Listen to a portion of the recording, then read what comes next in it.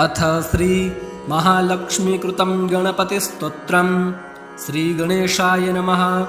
श्रीमहालक्ष्मीरुवाच नमो महाधरायैव नानालीलाधराय ते सदा स्वानन्दसंस्थाय भक्तिगम्याय वै नमः। अनन्ताननदेहाय ह्यनन्तविभवाय ते अनन्तहस्तपादाय सदानन्दाय वै नमः। चराचरमयायैव चराचरविवर्जिता योगशान्तिप्रदात्रे ते सदा योगीस्वरूपिणे अनादये गणेशायादिमध्यन्तस्वरूपिणे आदिमध्यन्तहीनाय विघ्नेशाय नमो नमः। सर्वातिपूज्यकायैव सर्वपूज्याय ते नमः। सर्वेषां कारणायैव ज्येष्ठराजाय ते नमः। विनायकाय सर्वेषां नायकाय विशेषतः धुण्डिराजाय हेरम्ब भक्तेशाय नमो नमः। सृष्टिकर्त्रे सृष्टिहर्त्रे पालकाय नमो नमः। त्रिभिर्हीनाय देवेश गुणेशाय नमो नमः। कर्मणां फलदात्रे च कर्मणां चालकाय ते कर्मादिहीनाय लम्बोदर नमोऽस्तु ते। योगेशाय च योगिभ्यो योगदाय गजानन सदा शान्तिघनायैव ब्रह्मभूताय ते नमः।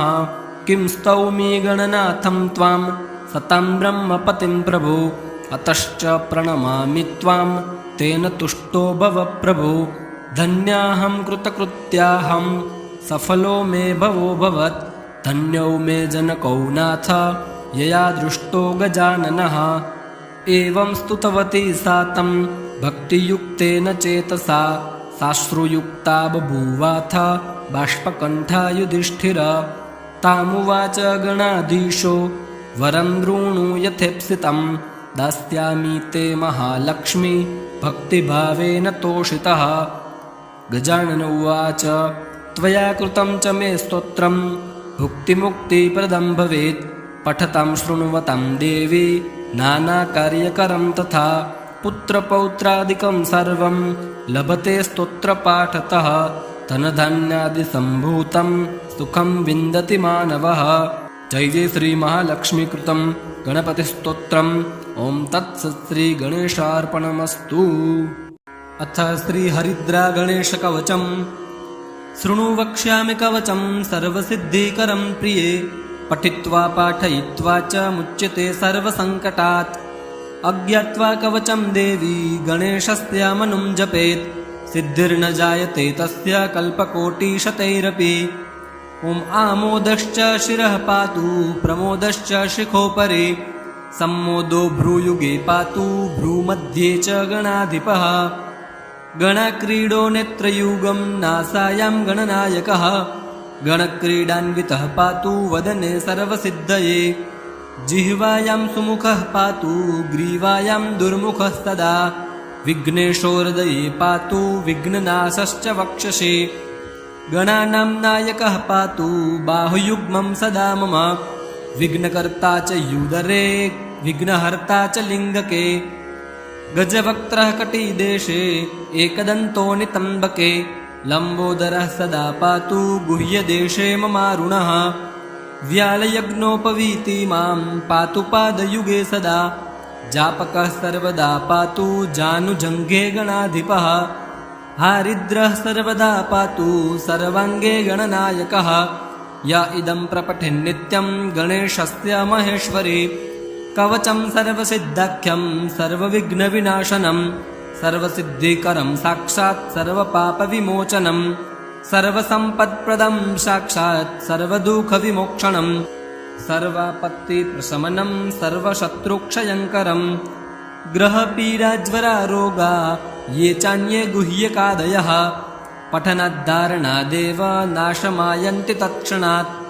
धनधान्यकरं देवी कवचं सुरपूजितं समं नास्ति महेशानि त्रैलोक्ये कवचस्य च। हारिद्रस्य महादेवी विघ्नराजस्य भूतले किमन्यैरसदालापैर्यत्रायुर्व्यततामियात्। ॐ तत्सत् श्री हरिद्रागणेशस्तोत्रम्। ॐ तत्सत् श्रीगणेशाय अर्पणमस्तु। अथ श्रीगजाननस्तुतिः। देवर्षय ऊचुः। गजानन नमस्तुभ्यं सर्वेषां बीजरूपिणे निर्बीजाय गणेशाय विघ्नानां पतये नमः। अनन्तायैकदन्ताय हेरम्बाय नमो नमः। चतुर्भुजाय सर्वेश सर्वपूज्याय ते नमः। सर्वसिद्धिप्रदात्रे च सूरासूरमयाय ते सिद्धिबुद्धिप्रचालाय सिद्धिबुद्धिपते नमः। अगुणाय गुणेशाय गुणरूपाय गौणिने मायामयाय मायायाश्चालकाय परात्मने सर्वादये महोदार पराक्रमपरायते स्वानन्दवासिने तेस्तु नमः स्वानन्ददायिने योगाकाराय योगानां स्वामिने शान्तिदायिने ब्रह्मणस्पतये तेस्तु ब्रह्मणां ब्रह्मणे नमः। अनाधाराय सर्वेषाम् आधाराय नमो नमः। आदिमध्यान्तहीनायाम् आदिमध्यान्ताय ते नमः। परश्वङ्कुसहस्ताय त्रिनेत्राय महोदर नमो मूषकवाहाय मूषकध्वजिने नमः। नमो नमस्ते सकलाय धाम्ने सदा सुखानन्दकराय पात्रे जगत्सुषष्टे सकलस्य हन्त्रे गुणैर्विहीनाय गणाधिपाय विदेहरूपाय पराय भोक्त्रे बोधेन हीनाय सुसाङ्ख्यकाय सदा स्वबुद्धौ परसंस्थिताय गजात्मरूपाय नमो नमस्ते।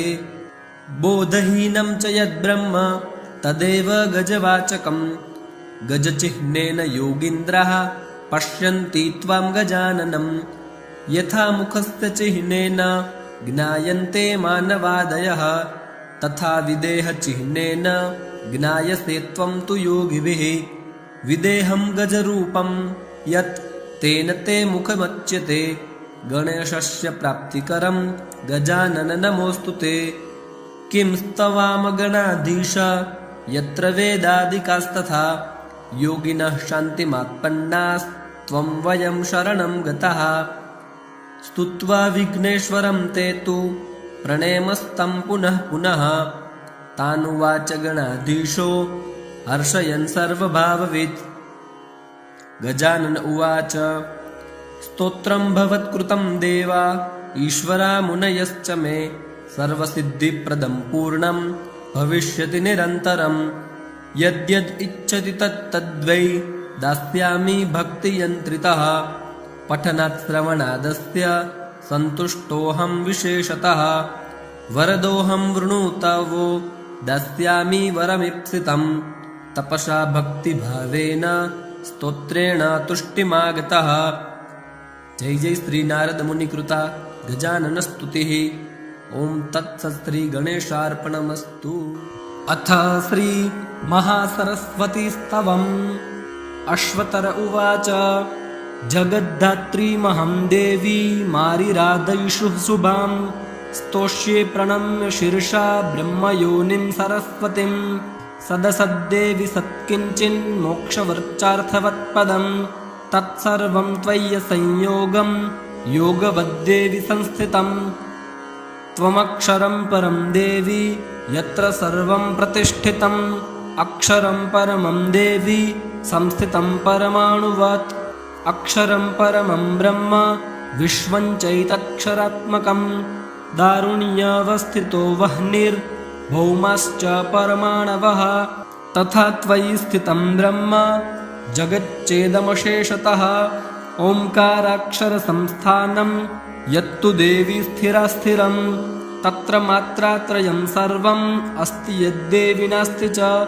त्रयो लोकास्त्रयो वेदास्त्रैविध्यं पावकत्रयं त्रीणि ज्योतिर्षिषं वर्णास्त्रयो धर्मागमस्तथा त्रयो गुणास्त्रयः शब्दः स्त्रयो वेदास्तथा श्रमः त्रयः कालास्तथावस्थः पितरो हर्निषादयः।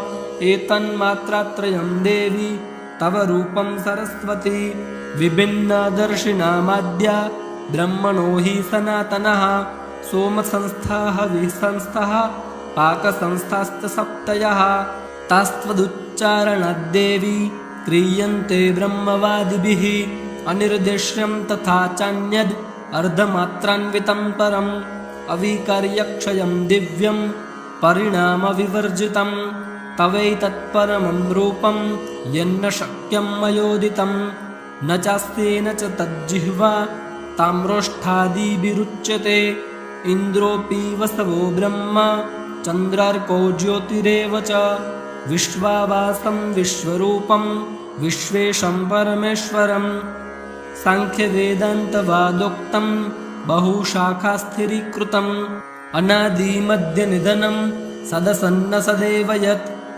एकत्वनेकं नाप्येकं भवभेदस्त्रमाश्रयितम् अनाख्यं षड्गुणाख्यं च वर्गाख्यं त्रिगुणाश्रयं नानाशक्तिमतामेकं शक्तिवैभविकं परम् सुखासुखं महासौख्य रूपं त्वयि विभव्यते एवं देवी त्वया व्याप्तं सकलं निष्कलं च यत् अद्वैतावस्थितं ब्रह्म यच्चद्वैते व्यवस्थितं येऽर्था नित्या ये विनश्यन्ति चान्ये ये वा स्थूला ये च सूक्ष्मातिसूक्ष्मः ये वा भूमौ येऽन्तरिक्षन्यतो वा तेषां त्वत्त एवोपलब्धेः यच्च मूर्तं समस्तं यद्वा भूतेष्वेकमेकं च किञ्चित् यद्दिव्यस्तीक्ष्मातलेख्यन्यतो वा त्वत्सम्बद्धं त्वत्स्वरैर्व्यञ्जनैश्च। जय जय श्रीमार्कण्डेय पुराणे त्रयोविंशोऽध्यायान्तर्गतं महासरस्वतीस्तवम्। ओं तत्सत् श्री सरस्वत्यै अर्पणमस्तु। अथ श्री गोपाल अष्टोत्तरशतनामस्तोत्रम्। कस्तूरीतिलकं ललाटपटले वक्षस्थले कौस्तुभं नासाग्रे वरमौक्तिकं करतले वेणुः करे कङ्कणं सर्वाङ्गे हरिचन्दनं सुललितं कण्ठे च मुक्तावली गोपस्त्री परिवेष्टितो विजयते गोपालचूडामणिः। ॐ अस्य श्री गोपालशतनामस्तोत्रस्य नारदऋषिः अनुष्टुप् छन्दः। श्रीगोपालः परमात्मा देवता। श्रीगोपालप्रीत्यर्थे शतनामपाठे विनियोगः।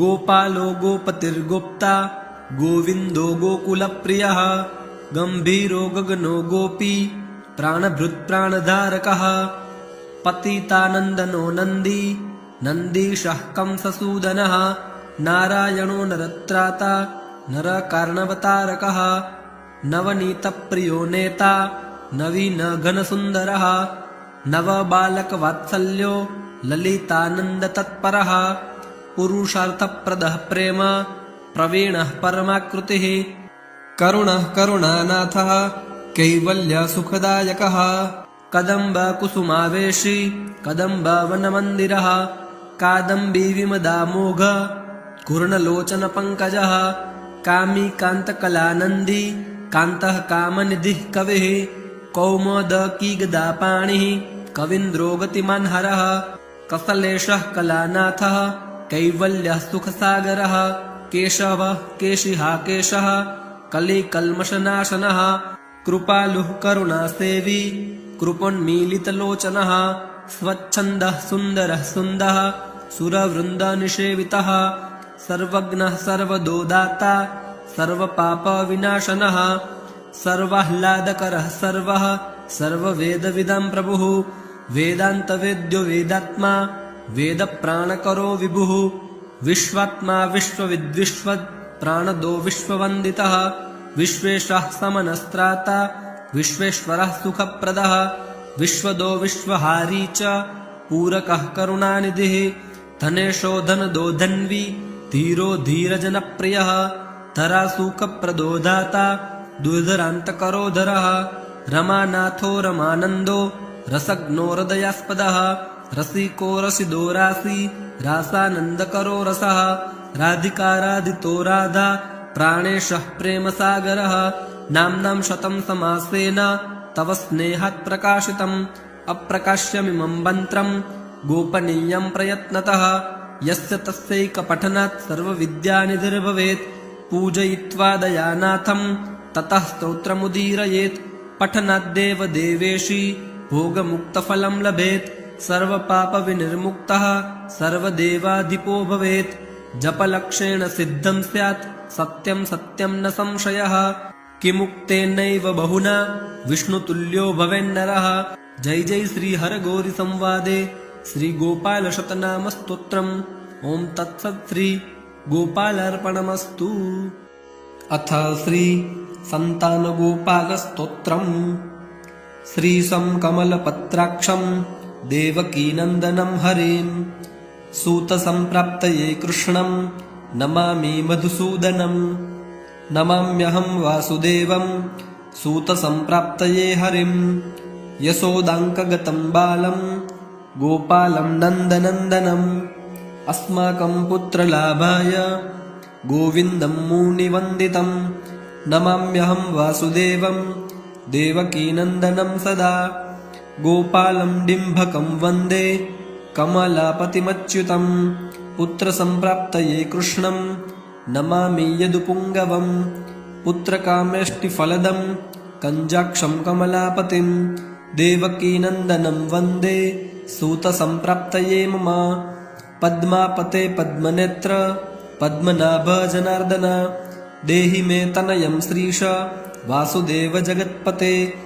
यशोदाङ्कगतं बालं गोविन्दं मुनिवन्दितम् अस्माकं पुत्रलाभाय नमामि श्रीशमच्युतं श्रीपते देवदेवेश दीनार्तिहरणाच्युत गोविन्द मे सुतं देहि नमामि त्वां जनार्दन भक्तकामद गोविन्द भक्तं रक्षा शुभप्रद देहि मे तनयं कृष्ण रुक्मिणी वल्लभ प्रभो रुक्मिणीनाथ सर्वेश देहि मे तनयं सदा भक्तमन्दार पद्माक्ष त्वामहं शरणं गतः देवकीसूत गोविन्द वासुदेव जगत्पते देहि मे तनयं कृष्ण त्वामहं शरणं गतः वासुदेव जगद्वन्द्य श्रीपते पुरुषोत्तम देहि मे तनयं कृष्ण त्वामहं शरणं गतः कञ्जाक्ष कमलानाथ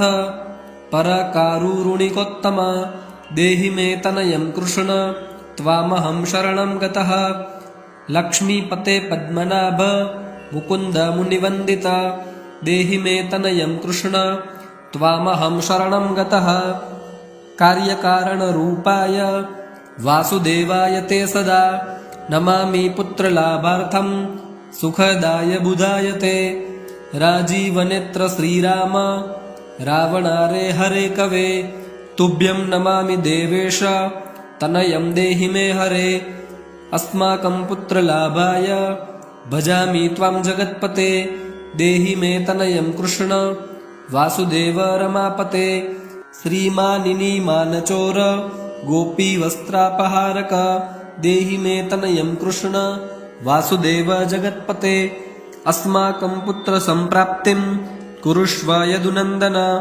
रमापते वासुदेव मुकुन्द मुनिवन्दित वासुदेव सुतं देहि तनयं देहि माधव पुत्रं मे देहि श्रीकृष्ण वत्सं देहि महाप्रभो डिम्बकं देहि श्रीकृष्ण आत्मजं देहि राघव भक्तमन्दार मे देहि तनयं नन्दनन्दन नन्दनं देहि मे कृष्ण वासुदेव जगत्पते कमलानाथ गोविन्द मुकुन्द मुनिवन्दित अन्यथा शरणं नास्ति त्वमेव शरणं मम सूतं देहि श्रियं पुत्रं प्रदेहि मे यशोदास्तन्यपानज्ञं पिबन्तं यदुनन्दनं वन्देऽहं पुत्रलाभार्थं कपिलाक्षं हरिं सदा नन्दनन्दन देवेश नन्दनं देहि मे प्रभो रमापते वासुदेव श्रियं पुत्रं जगत्पते पुत्रं श्रियं पुत्रं मे देहि माधव अस्माकं दीनवाक्यस्य अवधारय श्रीपते गोपालडिम्भ गोविन्द वासुदेव रमापते अस्माकं डिम्भकं देहि श्रियं देहि जगत्पते मद्वाञ्छितफलं देहि देवकीनन्दनाच्युत मम पुत्रार्थितं धन्यं कुरुष्व यदुनन्दन याचेऽहं त्वां श्रियं पुत्रं देहि मे पुत्रसम्पदं भक्तचिन्तामणे राम कल्पवृक्ष महाप्रभो आत्माजं नन्दनं पुत्रं कुमारं डिम्भकं सुतम् अर्भकं तनयं देहि सदा मे रघुनन्दन वन्दे सन्तानगोपालं माधवं भक्तकामदम् अस्माकं पुत्रसम्प्राप्त्यै सदा गोविन्दमच्युतम् ओङ्कारयुक्तं गोपालं श्रीयुक्तं यदुनन्दनं कलिं युक्तं देवकीपुत्रं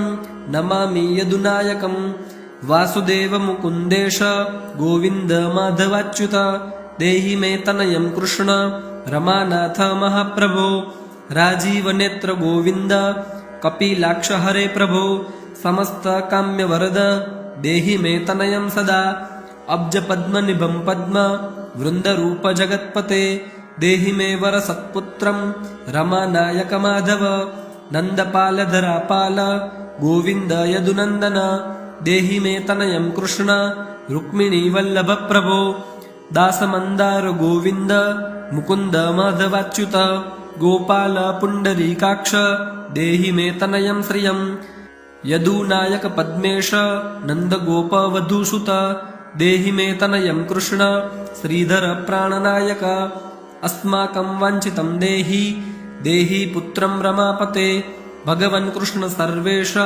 वासुदेव जगत्पते रमा हृदय संभार सत्यभामा मनः प्रिय देहि मे तनयं कृष्ण रुक्मिणी वल्लभ प्रभो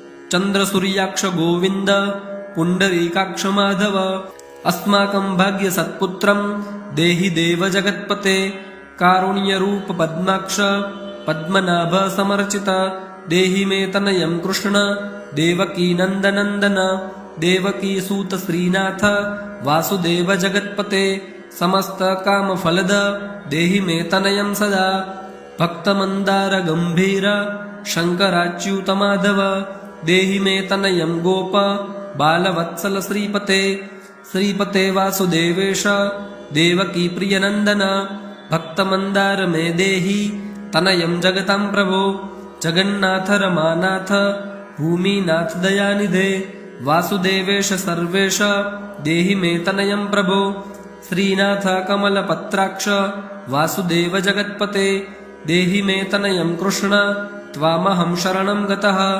दासमन्दार गोविन्द भक्तचिन्तामणे प्रभो देहि मे तनयं कृष्ण त्वामहं शरणं गतः गोविन्द पुण्डरीकाक्ष रमानाथ महाप्रभो देहि मे तनयं कृष्ण त्वामहं शरणं गतः श्रीनाथ कमलपत्राक्ष गोविन्द मधुसूदन मत्पुत्र फलसिद्ध्यर्थं भजामि त्वां जनार्दन स्तन्यं पिबन्तं जननीमुखम्बुजं विलोक्य मन्दस्मितमुज्ज्वलाङ्गं स्पृशन्तमन्यस्तनमङ्गुलीभिर्वन्दे यशोदाङ्कगतं मुकुन्दम् याचेऽहं पुत्रसन्तानं भवन्तं पद्मलोचन देहि मे तनयं कृष्ण त्वामहं शरणं गतः अस्माकं पुत्रसम्पत्तेश्चिन्तयामि जगत्पते शीघ्रं ने देहि दातव्यं भवता मुनिवन्दित वासुदेव जगन्नाथ श्रीपते पुरुषोत्तम कुरु मां पुत्रदत्तं च कृष्णदेवेन्द्रपूजित कुरु मां पुत्रदत्तं च यशोदा प्रियनन्दन मह्यं च पुत्रसन्तानं दातव्यं भवता हरे वासुदेव जगन्नाथ गोविन्द देवकीसुत देहि मे तनयं राम कौसल्या प्रियनन्दन पद्मपत्राक्ष गोविन्द विष्णो वामन माधव देहि मे तनयं सीता प्राणनायक राघव कंजाक्ष कृष्णदेवेन्द्र मण्डित मुनिवन्दित लक्ष्मणाग्रज श्रीराम देहि मे तनयं सदा देहि मे तनयं राम दशरथ प्रियनन्दन सीतानायक कंजाक्ष मुचुकुन्दवर प्रभ विभीषणस्य या लङ्का प्रदत्ता भवता पुरा अस्माकं तत्प्रकारेण तनयं देहि माधव भवदीयपदाम्भोजे चिन्तयामि निरन्तरं देहि मे तनयं सीता प्राणवल्लभ राघव राममत्काम्यवरद पुत्रोत्पत्तिफलप्रद देहि मे तनयं श्रीश कमलासनवन्दित राम राघव सीतेश लक्ष्मणानुज देहि मे भाग्यवत्पुत्रसन्तानं दशरथात्मज श्रीपते देवकी गर्भसञ्जात यशोदा प्रियनन्दन देहि मे तनयं राम कृष्ण गोपाल माधव कृष्ण माधव गोविन्द वामनाच्युत शङ्कर देहि मे तनयं श्रीश गोपबालकनायक गोपबालमहाधन्य गोविन्दाच्युत माधव देहि मे तनयं कृष्ण वासुदेव जगत्पते दिशतु पुत्रं देवकीनन्दनोऽयं दिशतु शीघ्रं भाग्यवत्पुत्रलाभं दिशतु श्रीशो राघवो रामचन्द्रो दिशतु पुत्रं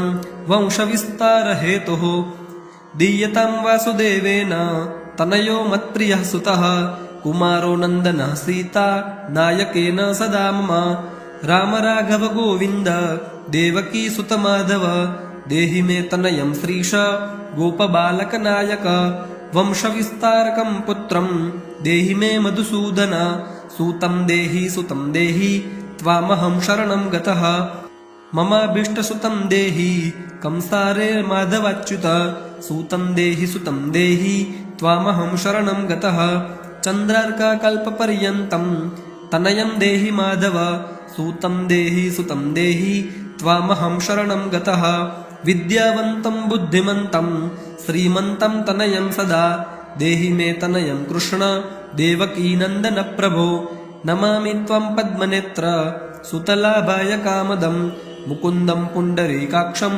गोविन्दं मधुसूदनं भगवन् कृष्ण गोविन्द सर्वकामफलप्रद देहि मे तनयं स्वामिं त्वामहं शरणं गतः स्वामिं त्वं भगवन् राम कृष्णमाधव कामद देहि मे तनयं नित्यं त्वामहं शरणं गतः तनयं देहि गोविन्द कञ्जाक्ष कमलापते सूतं देहि त्वामहं शरणं गतः पद्मापते पद्मनेत्र पद्युम्न जनकप्रभो सूतं देहि त्वामहं शरणं गतः शङ्खचक्र गदा खड्ग सार्ङ्गपाणे रमापते देहि मे तनयं कृष्ण त्वामहं शरणं गतः नारायण रमानाथ राजीव पत्रलोचन सूतं मे देहि देवेश पद्मपद्मानुवन्दित राम राघव गोविन्द देवकी वरनन्दन रुक्मिणीनाथ सर्वेश नारदादिसुरार्चित देवकी सुत गोविन्द वासुदेव जगत्पते देहि मे तनयं श्रीश गोपबालकनायक मुनिवन्दित गोविन्द रुक्मिणी वल्लभ प्रभो देहि मे तनयं कृष्ण त्वामहं शरणं गतः रमार्दय पङ्केज लोलमाधव कामद ममाभीष्टसुतं देहि त्वामहं शरणं गतः वासुदेव रमानाथ दासानां मङ्गलप्रद देहि मे तनयं कृष्ण त्वामहं शरणं गतः कल्याणप्रद गोविन्द मुरारे मुनिवन्दित देहि मे तनयं कृष्ण त्वामहं शरणं गतः पुत्रप्रद मुकुन्देश रुक्मिणी वल्लभ प्रभो देहि मे तनयं कृष्ण त्वामहं शरणं गतः पुण्डरीकाक्ष गोविन्द वासुदेव जगत्पते देहि मे तनयं कृष्ण त्वामहं शरणं गतः दयानिधे वासुदेव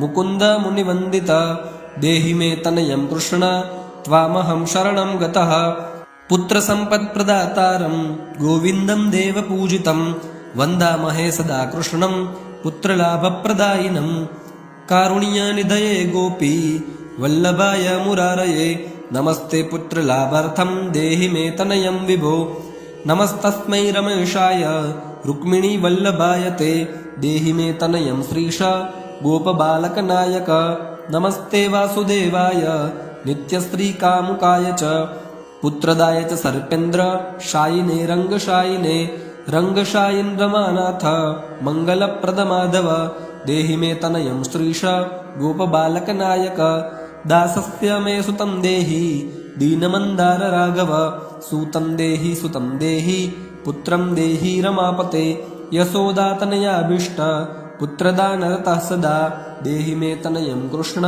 त्वामहं शरणं गतः मदिष्टदेव गोविन्द वासुदेव जनार्दन देहि मे तनयं कृष्ण त्वामहं शरणं गतः नीतिमान् धनवान् पुत्रो विद्यावंश प्रजापते भगवंस्त्वत्कृपायाश्च वासुदेवेन्द्रपूजित यः पठेत् पुत्रशतकं सोऽपि सत्पुत्रवान् भवेत् श्रीवासुदेव कथितं स्तोत्ररत्नं सुखाय च जपकाले पठन् नित्यं पुत्रलाभं धनं श्रियम् ऐश्वर्यं राजसम्मानं सद्यो याति न संशयः।